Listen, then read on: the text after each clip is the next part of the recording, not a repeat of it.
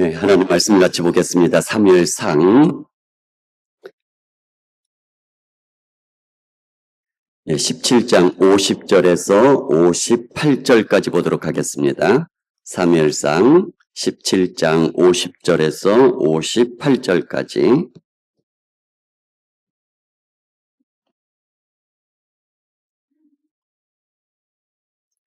사무엘상 17장 50절에서 58절까지 제가 말씀을 읽어드리겠습니다.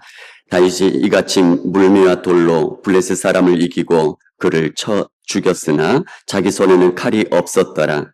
다윗이 달려가서 블레셋 사람을 밟고 그의 칼을 그 칼집에서 빼내어 그 칼로 그를 죽이고 그의 머리를 베니 블레셋 사람들이 자기 용사의 죽음을 보고 도망하는지라.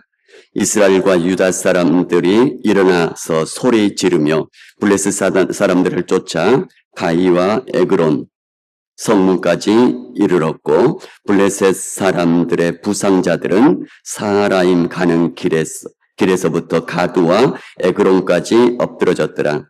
이스라엘 사람 자손이 블레셋 사람들을 쫓다가 돌아와서 그들의 진영을 노략하였고 다윗은 그 블레셋 사람의 머리를 예루살렘으로 가져가고 갑주는 자기 장막에 두니라. 사울은 다윗이 블레셋 사람을 향하여 나아감을 보고 군사령관 아브넬에게 묻되 아브넬아 이 소년이 누구의 아들이냐? 아브넬이 이르되 왕이여 왕의 사심으로 맹세하옵나니 내가 알지 못하나이다 하며 왕이 이르되 너는 이 청년이 누구의 아들인가 물어보라 하였더니 다윗이 그 블레셋 사람을 죽이고 돌아올 때에 그 블레셋 사람의 머리가 그의 손에 있는 채 아브넬이 그를 사울 앞으로 인도하니 사울이 그에게 묻되 소년이여 누구의 아들이냐 하니 다윗이 대답하되 나는 주의 종 베들레헴 사람 이새의 아들이니이다 하니라. 7월 첫 주 암송 구절 같이 보도록 하겠습니다. 고린도전서 10장 13절 말씀 같이 읽습니다. 시작. 사람이 감당할 시험 밖에는 너희가 당한 것이 없나니 오직 하나님은 미쁘사 너희가 감당하지 못할 시험 당함을 허락하지 아니하시고 시험 당할 즈음에 또한 피할 길을 내사 너희로 능히 감당하게 하시느니라. 아멘. 다시 한번 고린도전서 10장 13절 시작. 사람이 감당할 시험 밖에는 너희가 당한 것이 없나니 오직 하나님은 미쁘사 너희가 감당하지 못할 시험 당함을 허락하지 아니하시고 시험 당할 즈음에 또한 피할 길을 내사 너희로 능히 감당하게 하시느니라. 말씀 묵상하면서 말씀의 승리가 여러분들에게 체험될 수 있기를 주님의 이름으로 축복합니다. 같이 기도하겠습니다. 하나님, 오늘도 하나님 앞에 머리 숙여 예배드립니다. 하나님 앞에 엎드리며 하나님의 말씀 앞에 엎드려오니 하나님의 말씀을 우리에게 들려주시고 그 말씀의 능력과 권세가 우리 가운데 체험되게 하여 주시옵소서. 예수님 이름으로 기도드립니다. 아멘.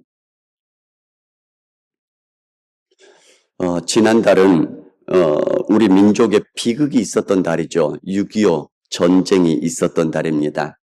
북한군이 소련제 무기들로 무장한 채 6월 25일 주일날 아침이죠. 새벽 4시에 일제히 남침으로 밀고 내려왔습니다. 전쟁이 발발된 지 3일 만에, 그러니까 6월 28일에 서울이 함락이 돼버렸죠. 굉장히 빠른 시간에 서울까지 내주게 되고요. 그 다음에 전쟁이 발발한 지 한 달하고 20일 정도 지난 8월 중순께에 부산만 남겨놓고 낙동강 전선까지 몰리게 되죠. 그래서 이 한반도 전체가 북한군의 손에 넘어가서 이제 조금만 잘못하면 조금만 있으면 부산까지 떨어지면 완전히 공산화가 되어버리는 그런 위기 속에 처해 있었습니다. 이런 절대적인 열세의 상황 속에서 한순간에 뒤집어버린, 이 전세를 뒤집어버린 사건이 있었죠. 그게 뭐냐면 인천 상륙작전입니다. 9월 15일에 있었죠. 조수간만의 차가 너무 심하고 그 다음에 북한군들의 삼엄한 경비 뭐 이런 것들 때문에 이 인천으로 상륙작전을 한다는 것은 거의 불가능하다고 여겨졌었죠. 그런데 이것을 가능하게 만드는 또 일이 있었습니다. 우리가 2016년에 영화로 개봉이 되었었죠. 인천 상륙작전. 그 영화의 모티브가 됐던 것이 뭐냐면 그 당시 실세에 있었던 엑스레이 작전이라는 그 작전이었습니다. 메가더 장군의 명령으로 장진수라는 소위와 첩보대원 8명, 그러니까 총 9명이죠. 9명이 몰래 그곳에 인천에 침투해서 북한 인민군의 그 복장으로 첩보 활동을 펼치고 그 첩보로 얻은 그 정보들을 메가더 장군에게 다 전송이 된 거죠. 그걸 바탕으로 이 인천 상륙작전이 성공했고 그로 인해서 6.25 전쟁의 전세를 완전히 역전시킬 수 있는 일이 일어났다라는 것입니다. 다 뒤집어진 판, 다시 뒤집는다는 것은 쉬운 일이 아닙니다. 거대하게 흘러가는 물줄기, 그걸 방향을 틀어놓는다는 건 쉬운 일이 아니죠. 흘러가는 그 역사적인 판세, 이것을 뒤집는다는 것은 쉬운 일은 아닙니다. 그러나 그렇다고 전혀 불가능한 것도 아니더란 얘기입니다. 오늘 우리가 읽었던 말씀을 보시기 바랍니다. 블레셋이 3m나 되는 그 거대한 거구의 장군 골리앗을 앞세워서 이스라엘을 침략했습니다. 골리앗은 1대1로 싸울 사람을 내보내라. 그래서 1대1로 싸워서 전쟁의 승패를 가르자고 위협하면서 이스라엘 백성들을 하나님을 모욕을 합니다. 그런 상황 속에서 이스라엘 백성들 중에서는 입장에서는 아무도 나서는 사람이 없습니다. 다른 모든 이스라엘 백성들보다 어깨 이만큼 더 컸던 사울 왕조차도 3m에 달하는 거구 골리앗 앞에 서면 꼬마 같은 느낌이 들 수밖에 없는 거 아니겠습니까? 모든 사울뿐만 아니라 모든 군사들도 골리앗 앞에서는 상대가 되지 않습니다. 사울 왕뿐만 아니라 모든 이스라엘 백성들 이 거대한 골리앗을 보고 골리앗이 말하는 그 말을 듣고는 크게 놀라면서 두려워하면서 아무것도 할 수 없는 상황이 되어버렸습니다. 이것이 이스라엘 백성들이 그 당시에 겪었던 전체적인 상황이었습니다. 그때 다윗이 사울 왕에게 자신이 싸움터에 나가겠다라고 보내달라고 얘기를 합니다. 사울 왕이 너는 소년이기 때문에 안 된다라고 얘기를 하자 자신이 사자와 곰도 쳤은즉 저 할례받지 않는 블레셋 사람 골리앗도 그 짐승들 중에 하나처럼 만들어버릴 수 있습니다라고 얘기를 합니다. 그러면서 또 얘기하는 것이 뭐냐면은 하나님께서 사자와 곰의 발톱에서 나를 건져내셨은즉 저 블레셋 사람 골리앗의 손에서도 건져내 주실 줄 믿습니다라고 얘기를 하면서 나가게 되어지죠. 그래서 다윗은 양을 지키기 위해서 매일같이 연습해서 전문가 수준이 되었던 물맷돌 던지는 그 물맷돌을 가지고 나아갑니다.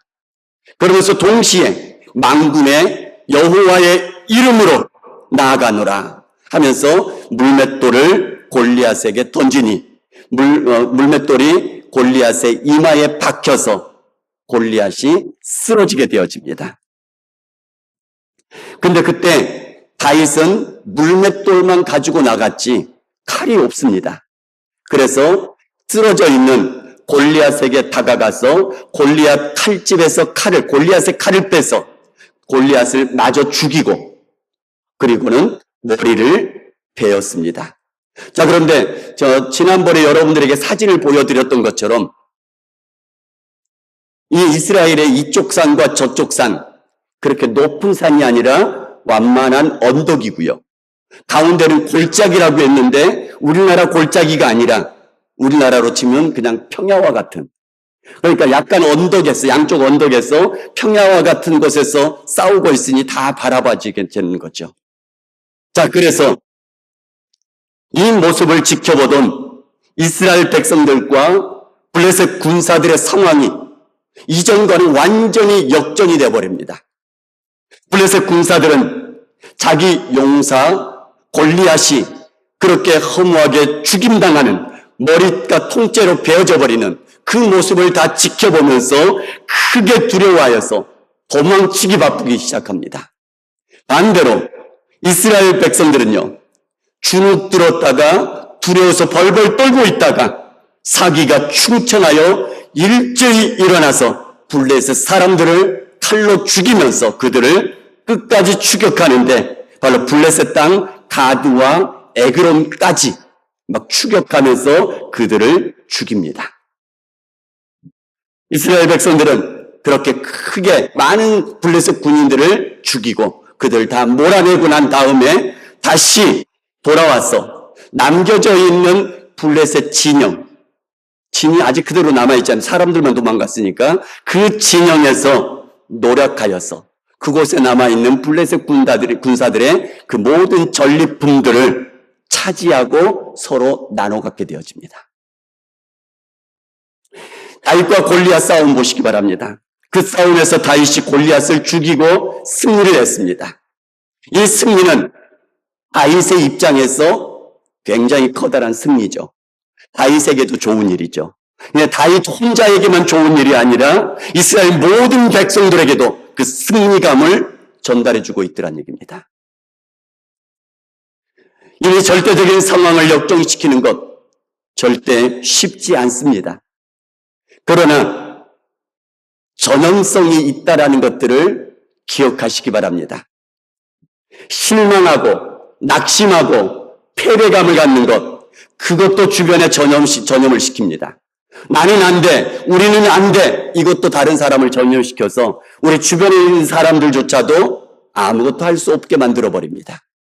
그러나 반대도 마찬가지입니다.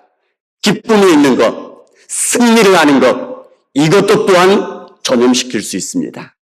나는 할 수 있다고, 우리는 할 수 있다고, 우리 가정 하나님께서 축복해 주실 거라고, 그런 승리의 마음으로, 기쁨의 마음으로, 확신의 마음으로, 평강의 마음으로 그렇게 살아가게 되어지면 우리 가족들에게도 전염시켜서 온 가족들이 기쁨으로 일어날 수 있게 만들 수 있다는 얘기입니다. 성경을 보시기 바랍니다.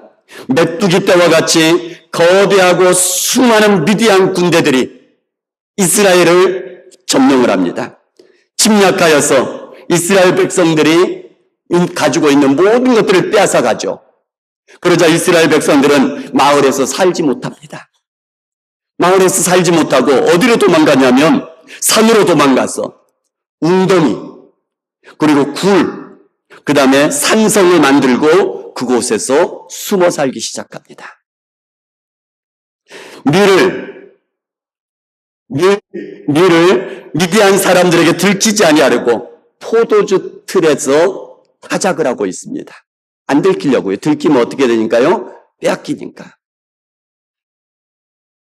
이스라엘 백성들이 얼마나 억압과 두려움 속에서 모두가 주눅들어서 숨어 살고 있는 그 상황이었습니다. 일어날 사람이 아무도 없습니다. 그런데 기드온 한 사람 때문에 이 모든 상황이 다 역전이 돼버리지 않습니까? 얼마든지 바꿀 수 있다는 얘기입니다. 얼마든지 할 수 있다는 얘기입니다. 우리 자신도 마찬가지고, 우리 가정들도 마찬가지고, 우리 교회도 마찬가지고, 어떤 사람이 어떤 것들을 전염시키냐에 따라서 상황은 완전히 바꿀 수 있다는 얘기입니다. 아사 제국에 아하수에르 왕이 등극을 했습니다. 그때 하만이라는 신하가 모략을 꾀해서 모든 이스라엘 백성들을 이 바사 제국에 있는 사람들이 다 몰살시킬 그런 위기에 떨어져 버렸습니다. 그런데 그때 모르드게와 에스더라는 그 사람들 때문에 완전히 상황이 역전되어져서 오히려 유다 사람들이 자기네들을 죽이려고 했던 바사 사람들, 이 하만의 족속들을 완전히 죽이지 않습니까? 승리하지 않습니까? 바꿀 수 있다는 얘기입니다. 바꿀 수 있다는 얘기입니다. 사무엘상 13장에도 보면 골리앗이 오기 전에 블레셋 군대들이 먼저 또 이스라엘 백성들을 침략한 적이 있었습니다. 그때도 이스라엘 백성들이 완전한 위급함에 처한 것을 보고 절망하여 가지고 어디로 숨어갔냐면 굴에 숨어 들어갔고요. 숲으로 숨어 들어갔고요. 바위 틈에 숨어 들어갔고요. 은밀한 곳에 숨어 들어갔고 웅덩이에 숨어 들어갔다라고 얘기를 합니다. 모든 사람들이 뿔뿔이 다 흩어져서 숨어 들어가기에 바쁜 그런 이스라엘 백성들의 패배감이었습니다. 두려움이었습니다. 그런데 그때 사울 왕의 아들 요나단이 자기 무기 든 자와 함께 적진으로 들어가죠. 그러면서 하는 얘기가 뭐죠? 숨어서 벌벌 떨고 있는 사람들, 그 사람들 다 보는 앞에서 나아가서 여호와의 구원이 사람의 많고 적음에 있는 것이 아니다라면서 그것을 치기 시작하죠. 그러면서 전세가 점점 역전이 되어지는데, 그렇게 되어지자 숨어서 벌벌 떨고 있던 히브리 사람들이 곳곳에서 나와서 합류하기 시작했고요. 에브라임 산지까지 도망가서 숨었던 이스라엘 모든 사람들이 나와서 합세하여서 오히려 승리의 전세로 바꿔놓게 되더란 얘기입니다. 얼마든지 상황은 바꿀 수가 있다라는 것을 기억하시기 바랍니다. 이미 어쩔 수 없다고 자포자기하지 마시기 바랍니다. 여러분의 인생도 마찬가지고요. 여러분의 가정도 마찬가지고요. 교회도 마찬가지고요. 여러분의 주변의 상황도 마찬가지입니다. 자, 그러면 어떤 사람을 통해서 이렇게 바꿀 수 있느냐? 우리가 어떤 사람이 되어야 되느냐? 다윗이 골리앗을 상대로 싸울 때에 사울 왕이 사령관 아브넬에게 물어봅니다. 이 소년이 누구의 아들이냐? 그러자 아브넬이 나는 모릅니다 라고 대답하죠. 그러자 이 소년이 누구의 아들인지 알아봐라 라고 명령을 하게 됩니다. 다윗이 골리앗의 머리를 베어서 가지고 올 때 아브넬이 사울 왕에게로 인도로 가죠. 그 다윗에게 사울 왕이 물어봅니다. 소년이여, 누구의 아들이냐? 자, 그런데 이렇게 3번씩이나 물어보는데 우리가 아는 것처럼 다윗은 사울이 악귀에 들려서 괴로움을 당할 때에 그 옆에서 뭘 켜주죠? 수금을 켜줍니다. 그때 악귀가 떠나가고 사울 왕이 시원함을 얻었죠. 그래서 악기를 수금을 타주는 사람으로, 그리고는 자기의 무기를 든 사람 중에 한 소년으로 다윗을 임명을 했었죠. 그러면 사울이 다윗을 모릅니까? 왜 이렇게 물어보죠? 3번씩이나? 자기 옆에 있었잖아요. 이미 자기를 시원하게 해준 사람이었잖아요. 근데 왜 이렇게 물어봅니까? 누구의 아들이냐고. 사무엘상 17장 15절에 보면 다윗은 사울에게 왕래하면서 베들레헴에서 아버지의 양을 치고 있었다라고 얘기를 합니다. 자, 그러니까 수금을 켜줄 때에 계속해서 왕궁의 궁궐에 있었던 것이 아니라 필요할 때 가서 수금을 켜주고요. 그리고 평온할 때는 아버지 집에 가서 양을 치고요. 이렇게 왕래했다라는 거죠. 이러고 하고 있었고요. 그 다음에 사울 왕은 다윗을 이미 알고 있었지만 왜 누구의 아들이냐 물어봤느냐라는 것입니다. 고대에는 왕의 가문에서 왕이 세워집니다. 고대에는 장군의 가문에서 장군들이 나오기 시작하죠. 고대에는 귀족의 가문에서 귀족이 계속되는 상황입니다. 자, 그렇기 때문에 개인적으로 다윗은 압니다. 골리앗을 상대로 싸우고 그를 죽이고 머리를 베어 들고 오는 다윗, 어느 장군의 가문이냐라고 집안을 물어보고 있다는 얘기입니다. 그래서 계속 물어보는 것이 뭐냐면 너가 누구냐라고 물어보는 게 아니고 누구의 아들이냐라고 물어보고 있는 것이죠. 그런데 대답하기를 베들레헴 사람 이새의 아들입니다. 이렇게 대답하죠. 무슨 얘기냐면 아무 가문의 사람도 아니란 얘기입니다. 베들레헴에서 사는 평범한 사람 2세의 아들일 뿐입니다 라고 대답합니다. 특별한 가문도 아닙니다. 특별한 사람도 아니다라고 얘기를 합니다. 자, 그럼 여기서 우리가 알 수 있는 것이 있죠. 특별히 갖추어진 사람이 아니어도 하나님의 손에 붙들려 얼마든지 쓰임받을 수 있다라는 것입니다. 여러분 예전과 같이 여러분과 나눴던 말씀 중에 마가복음을 보게 되어지면 거기에 특별히 다른 복음서와 다른 특이점이 있습니다. 바로 제자들이 모두가 다 끝까지 실패합니다. 처음에 모든 복음서를 보게 되면 제자들이 예수님의 가르침을 깨닫지 못합니다. 믿음이 없습니다. 그러나 예수님께서 다시 가르쳐 주시면 제자들이 그때 깨달아갑니다. 믿음이 생깁니다.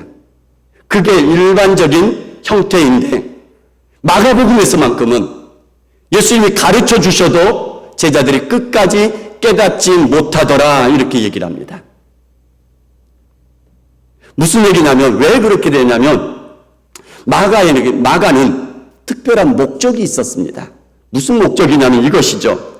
초대교회의 사도들 말씀 전할 때 3,000명이 회개하고 돌아오고 한 번 말씀 전하면 5,000명이 회개하고 돌아옵니다. 말씀에 엄청난 능력들이 있었죠.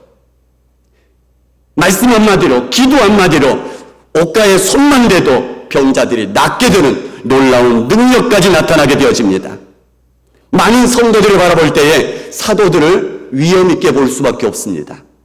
우러러 볼 수밖에 없습니다. 와 하면서 바라보죠. 그런데 이게 계속되면 어떤 일들이 벌어진지 아세요? 이게 당연시 되어버립니다. 저 사람들은 사도니까 그렇지. 우리는 평범한 사람이니까 안 돼. 이렇게 되어버린다는 얘기죠. 저 사람들하고는 나하고는 우리하고는 달라 처음부터. 그러니까 우리는 할 수 없어. 저 사람들은 당연하고 우리는 할 수 없어. 이렇게 나아가버리는 것이 문제가 되는데요. 마가가 얘기하고 싶었던 것이 뭐냐면 사도들도 처음부터 특별한 존재들이 아니었고 원래는 실패하고 깨닫지 못하는 그런 평범한 사람들이었다라는 것들을 보여주는 것입니다. 마가 자신도 1차 선교 여행 때는 실패한 사람이었다고 얘기하고 있는 것입니다. 그런데 성령의 능력에 의해서 붙들림 바 되어지니까 쓰임받게 되는 놀라운 하나님의 사람이 되었다라는 것들을 증언해주고 있다는 얘기입니다. 야고보서 5장에도 이렇게 말씀하죠. 엘리야는 우리와 성정이 같은 사람이로되 간절하게 기도한 즉 3년 6개월 동안 비가 오지 않고 멈췄고 또다시 간절하게 기도한 즉 비가 왔다라고 얘기를 합니다. 엘리야가 특별한 선지자여서가 아니라 엘리야도 우리와 똑같은 성정의 사람이란 얘기입니다. 우리와 다름없는 사람인데 하나님 앞에 간절하게 기도하니 하나님께서 비를 멈추기도 하시고 하나님 앞에 간절하게 기도하니 하나님께서 비를 다시 내리기도 해 주셨다는 얘기입니다. 우리가 문제가 아니라 바로 하나님께서 해 주신다라는 것들을 말씀해 주고 있다는 얘기입니다. 자, 그렇다면 우리들도 마찬가지입니다. 특별한 사람이 아니어도 괜찮습니다. 특별한 어떤 그 조건을 갖추지 않아도 괜찮습니다. 하나님 앞에 간절하게 붙들림 받게 되면 하나님께서 붙드시기만 하신다면 우리가 뭔가 있어서가 아니라 하나님의 특별한 분이시기 때문에 하나님의 능력의 분이시기 때문에 그 하나님께서 이루실 것을 믿으시기 바랍니다. 그렇다면 잘 갖춰진 사람은 어떠냐? 잘 갖춰진 사람도 쓰임받을 수 있습니다. 사울 왕의 아들 요나단 보시기 바랍니다. 왕자의 수업을 받고 훈련을 받은 사람이었을 것입니다. 그 당시에 이스라엘은 철제 무기가 없었는데 사울 왕과 요나단 두 사람만 철제 무기를 가지고 있었다라고 얘기를 하고 있습니다. 그런데 그런 요나단을 통하여서 아까 말씀드렸던 것처럼 블레셋의 침략 속에 사무엘상 13장에 보면 모든 이스라엘 백성들이 두려워서 뿔뿔이 흩어져서 숨어 들어가 버린 그 상황에서 요나단이 믿음으로 나아가서 완전히 전세를 역전시키는 데 쓰임받고 있지 않습니까? 자, 그렇다면 누구든지 쓰임받을 수 있다는 얘기입니다.